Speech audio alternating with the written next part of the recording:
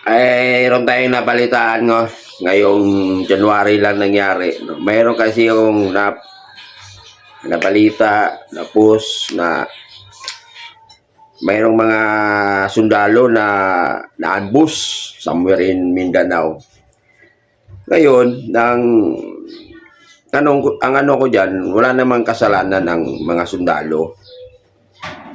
Walang kasalanan yung mga sundalo. Wala namang ginagawa yung sundalo sa inyo. Kayong mga nag-aambos. Kasi ang mga sundalo, guys, nagtatrabaho yan. Trabaho nila yan. Hindi, ang trabaho ng sundalo, guys, hindi yan trabaho na manggulo. Hindi nila trabaho yan. Manggulo ng guluhin kayo. O kahit sino. Hindi trabaho ng sundalo yan. Ang trabaho ng sundalo is magbantay. Kung sakasakali mang may manggulo. Pero kung sabihin kaya sila nagsusundalo para guluhin ng kahit sino sa atin, walang ganon.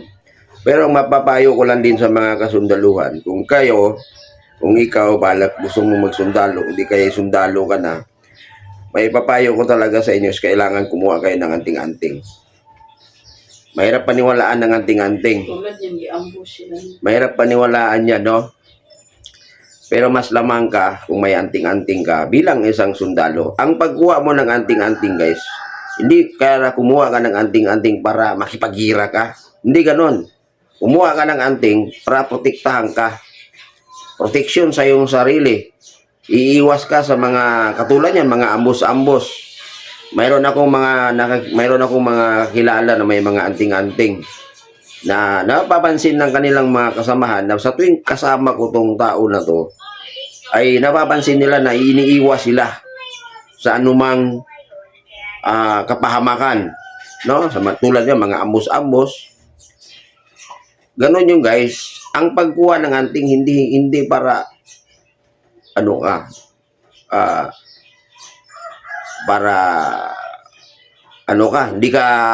hindi ka masaktan kung sakasakaling hindi ganon. Ang pagkuha ng anting-anting ay kumuha ka ng anting-anting for protection, no?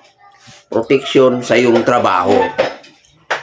Kasi alam mo, ang trabaho ng isang sundalo, guys, trabaho ng isang sundalo, anytime, pwede kang malagas dyan. Pwede kang mapapahamak dyan. Yun ang purpose mo. Kaya kumuha ka ng anting-anting. Hindi para kumuha ka ng anting para makipakita mo sa mga kasamahan mo na kuyaw ka. Napakatindi mo, no? Hindi ka nasasaktan sa panahon ng ligmaan. Hindi ganun. Kumuha ka ng agimat para proteksyon sa iyong trabaho. At higit sa lahat, proteksyon sa iyong sarili. Kasi nung nangyaring ambos na yun, yung sundalo na yun, kung mayroon na yun silang anting-anting, kahit nandyan, naambos sila. Pero isa sa mga maigagarantiya sa anting-anting ay hindi ka masasaktan. Masugatan ka man, galos lang. Like, hindi talaga as in, di ba, malagas ka talaga. Ganun yung guys. Anting-anting guys, mahirap paniwalaan. Ito yan, mahirap paniwalaan. Pero, pag yan ay tumulong sa'yo, ikaw mismo, no? Ikaw mismo, masabi mo na, hindi ka rin maniwala sa anting-anting na doon sa ginawa ng anting-anting sa iyong sarili. Importante yan, guys. May mga pamangkin ako, mga kababata ko, yung mga kalaro ko noon, hanggang sa dati mga bata pa lang sila, tapos ngayon nagiging sundalo sila.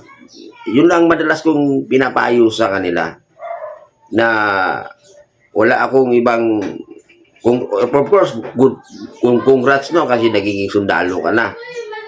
Nagkaroon ka na ng magandang trabaho. Trabaho kasi yung sundalo. So, ang may papayo ko lang sa kanila is, hanggat maaari, kumuha ka ng anting-anting. At itinuro ko rin sa kanila kung saan kayo pwede kumuha. Diyan kayo kumuha. Hindi kayo kumuha para, hindi ko sila sinabing kumuha kayo para pagdating sa labanan, ganito kayo, ganun kayo, hindi. Kumuha kayo ng anting-anting, proteksyon sa iyong sarili at proteksyon na rin sa iyong trabaho. Balang araw, yung anting-anting na makukuha mo dyan sa itinuro ko sa inyo, makakatulong sa iyo yan, matutulungan ka niyan. Kasi trabaho yan eh, at yung trabaho na yan, napakadelikado. Dahil pag once na dumating, nagampanan mo yung trabaho mo talaga, ay pwede kang malagas.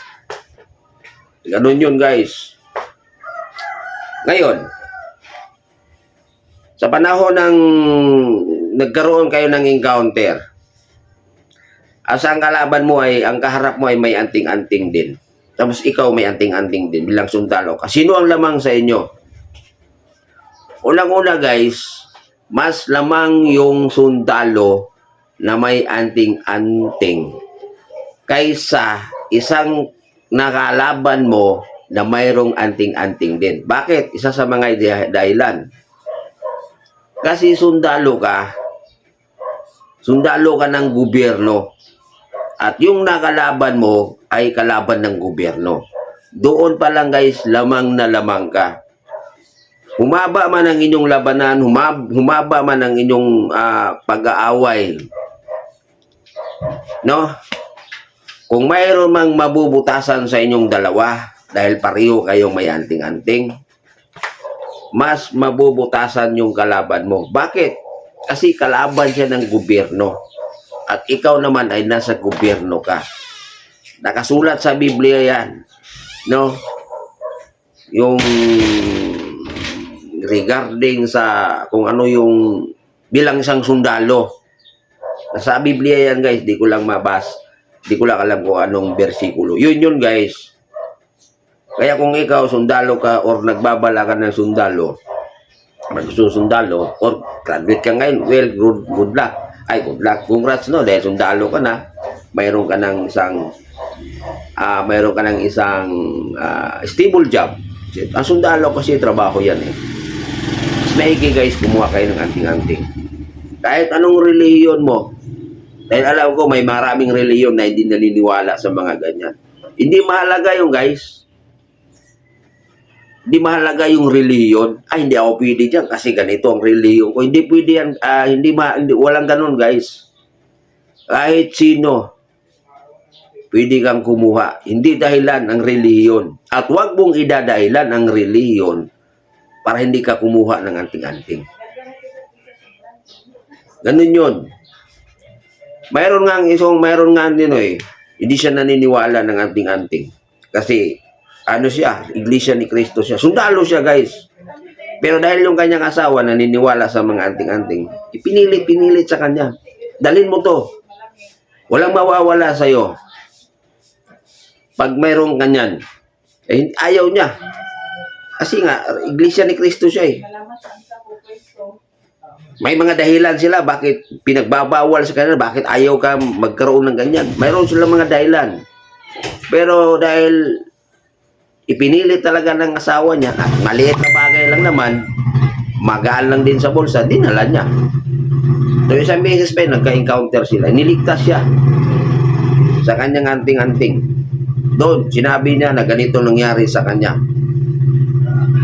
Iglesia ni Cristo yun, guys. Kaya kung ikaw sundalo ka, huwag mong gidahilan ang iyong reliyon para hindi ka kumuha ng anting-anting. Kahit anong reliyon mo, ang maisasuggest ko sa inyo, bilang isang Pilipino na may mga kaibigan, may mga pinsan, no, mga barkada na nagiging sundalo, ang maipapayo ko sa inyo ay kumuha kayo ng anting-anting. Para kung sakali mang dumating sa panahon, katulad yan, ngayong buwan lang, January, may nangyari, inambos ng mga sundalo. Patay, isa lang yata ang no. So, yun. Kasi ang buhay ng isang sundalo ay napakadelikado ang inyong trabaho. Isiksik nyo sa kukutin nyo, hindi kayo kumuha para ng anting-anting para pagdating sa panahon ng ay ganito ka ganyan. Isipin mo, kumuha ka ng anting-anting para sa iyong trabaho. Proteksyon sa iyong sarili at proteksyon na rin. Matulungan ka pala sa iyong trabaho bilang isang sundalo.